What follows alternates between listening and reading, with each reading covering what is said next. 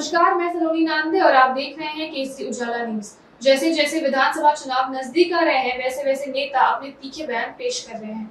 इसी बीच भाजपा के नेता नीतीश राणे अकोला का दौरा करने जा रहे हैं। तब उन्होंने कहा कि अकोला में हिंदू बाहुबली की बैठक होने जा रही है। इसमें संपूर्ण हिंदू समाज के हिंदुत्व के मुद्दों को रखा जाएगा।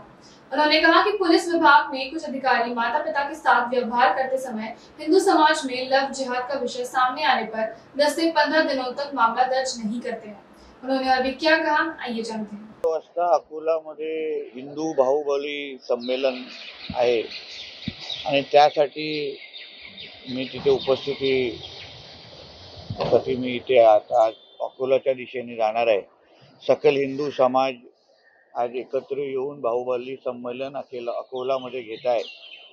विविध हिंदुत्वाचे विषय तिथे हाताळले जाणार आहेत आणि त्या दृष्टिकोनातून मार्गदर्शन आणि संवाद साधण्यासाठी आज आमचा तिकडचा दौरा आहे। तिकडली काही परिस्थिती अशी आहे, पोलीस डिपार्टमेंट मधले काही अधिकारी, सगळेच नाही पण काही अधिकारी ते हिंदू समाजावर ज्या मोठ्या प्रमाणामध्ये अन्याय करतायत। काही लव जिहादच्या केसेस आल्या तर 10-10 15-15 दिवस केसेस दाखल पण करत नाही आहेत। त्याच्या आई वडिलांबरोबर त्यांच्या गैरव्यवहारचे काही अनुभव हिंदू समाजाला आलेले आहेत आणि म्हणून ह्या काही डिपार्टमेंटल्या अधिकाऱ्यांमुळे पोलीस खात्याचं नाव खराब होतं। आदरणीय देवेंद्र फडणवीस साहेब गृहमंत्री आहेत, त्यांचं नाव खराब होतं। म्हणून अशा काही सडक्या आंब्यांना त्या पद्धतीचा इशारा दिलेला आहे। त्यांनी वेळेत सरळ व्हावं जेणेकरून हिंदू समाजाला होणारा त्रास हा कमी होईल।